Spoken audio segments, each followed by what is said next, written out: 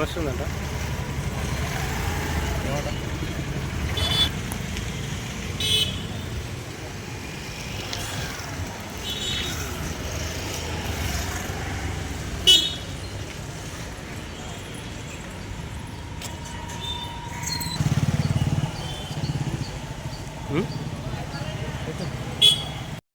చెప్పండి.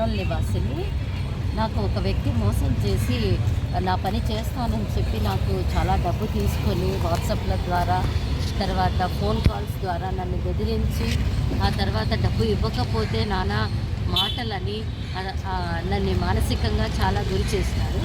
అతని పేరు మురళీధర్ రెడ్డి. అతను అడ్వకేట్ అని పరిచయం అయినాడు. ఆ పరిచయం కూడా నాకు ఒక వాట్సాప్ ద్వారా ఒక మెయిల్ వచ్చింది.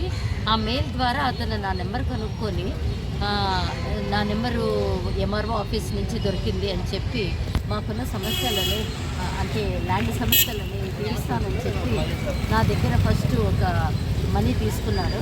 ఆ తర్వాత మళ్ళీ అడిగాడు. మళ్ళీ చాలా మాటలు చెప్తాడు. అతని మాటలు ఎలా ఉంటాయి అని ఫస్ట్ ఒక 10,000 ఇచ్చాను. ఆ తర్వాత మళ్ళీ ఇచ్చాము. ఆ తర్వాత అతను జెరాక్స్లకు అది ఇది కావాలని చెప్పి ఒక చిన్న అమౌంట్ చెప్పారు. ఎలాంటి న్యాయం చేస్తామని చెప్పాడు అతను మీకు?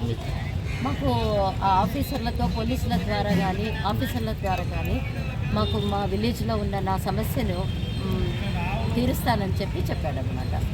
అతని మాటలు చాలా తీయగా ఉంటాయి. అతను చాలా ఫస్ట్ ఎలా మాట్లాడతాడంటే, ఇంకా ఇతనే మనకి మన ప్రాబ్లం తీర్చగలడు అనే విధంగా అతను మాట్లాడతాడనమాట. ఆ తర్వాత పర్సంటేజ్ కూడా చేయలేదు. పర్సంటేజ్ కూడా చేయలేదు. ఇప్పుడు మీరు ఇక్కడ ఎందుకు ఇచ్చారు మేడం కలెక్టర్ ఆఫీస్కి? ఇక్కడ నేను కలెక్టర్ గారికి అర్జీ ఇవ్వడానికి వచ్చాను. అతని మీద నా డబ్బు నాకు ఇవ్వమని చెప్పి, తర్వాత నాలాగా చాలామంది సఫర్ అవుతున్నారు అనమాట.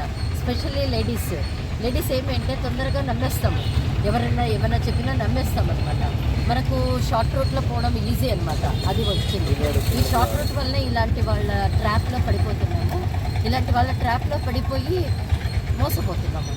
నాలాగే ఎవరు మోసపోకూడదు అనేసి నేను ఈరోజు ఇంటర్వ్యూ ఇస్తున్నాను. అతని పేరేమ్మా? మురళీధర్ రెడ్డి. ఏ ఊరు అతను? అని చెప్పాడు, కర్నూలు. ఇప్పుడు మీకు ఏం న్యాయం కావాలి? అతని మీద కఠినమైన శిక్ష విధించాలి, కఠినమైన చర్యలు తీసుకోవాలి. కలెక్టర్ మేడంని ఆవిడ మంచిగా స్పందించారు. తర్వాత మా సమస్యలు తీరుస్తాను, అతి త్వరలో తీరుస్తానని కూడా నాకు హామీ ఇచ్చింది.